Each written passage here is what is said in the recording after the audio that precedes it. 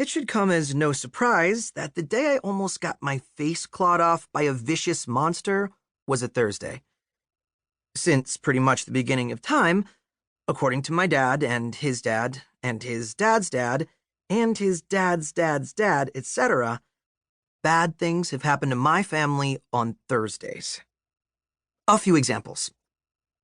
Great Aunt Millie's legendary beard caught fire on a Thursday. Once the flawless envy of every Belmont man or woman, it sadly never quite grew back the same again. Second Midwestern Bank repossessed the old Belmont family farm on a Thursday, way back in 1929, dooming the family henceforth to dreary city life. Ever since, all my aunts and uncles call it a slimy pointer bank. Nobody will tell me what that means, but it's almost certainly a curse word since it's precisely what Aunt Millie screamed the moment she realized her beard was on fire. My cousin Finn lost his brand new car on a Thursday. To this day, we have no idea where it went. He parked it on a street in the city, but then simply forgot where. After looking for over an hour, he gave up and took the bus home. If you say it's impossible to just lose a mid-sized sedan, I'll show you a Belmont on a Thursday. There are so many more, but the point is, I shouldn't have been surprised to nearly get torn limb from limb on a Thursday. I certainly expected something bad to happen, since it nearly always did. Just not something so drastic.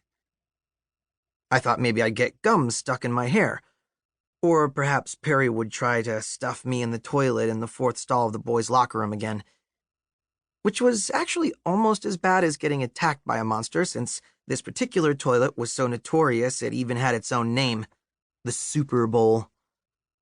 The Super Bowl hadn't been flushed since 1954 due to some superstitious school tradition that ran so deep even the city's top health inspector, a former student, overlooked it. I can't even describe to you the horrible sights I've seen inside that stall, and the smell shall never be mentioned again. But I'm certainly not complaining about Thursdays. They're just part of being a Belmont. Some kids are born rich, some are born poor, some are born with 8 toes, some are born with blonde hair, and others just happen to have been born with the Thursday curse. Luckily, my whole family was pretty good at coping with it. We even had a saying: Thursdays are why every other day seems so great. Okay, so maybe it's not very catchy, but it worked. The other days of the week truly felt like a holiday compared to Thursdays. That particular Thursday started out, simply enough, with a supposedly harmless school field trip to the Lincoln Park Zoo. The Isaacson Preparatory Empowerment Establishment. I dare you to try saying you go to a school called IP with a straight face. Is one of the fanciest and most prestigious private schools in the country. They had enough money to buy their own zoo if they wanted to, but instead they sent us on cultural enrichment trips once a month to places like the Shed Aquarium, or a local apple orchard, or another much poorer school on the west side so my classmates could see firsthand just how much better their lives were than other kids. That Thursday, a convoy of luxury charter buses drove the entire school up Lakeshore Drive toward the zoo. Lake Michigan flanked us on the right, looking like an ocean with a sparkling blue surface that stretched on forever.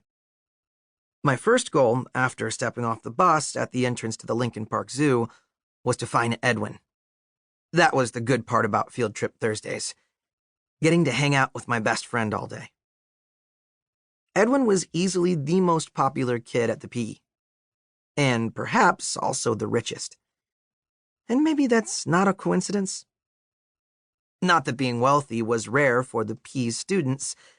I was one of the few exceptions. Of the school's 440 students, only 45 of us paid reduced tuition. The rest came from families wealthy enough to afford $43,000 a year for something they could have gotten for free.